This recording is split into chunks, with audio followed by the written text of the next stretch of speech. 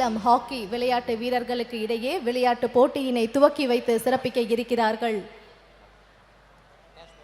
Toss போட்டு விளையாட்டினை துவக்கி வைத்துக் கொண்டிருக்கிறார்கள் மாண்புமிகு துணை முதலமைச்சர் அவர்கள்.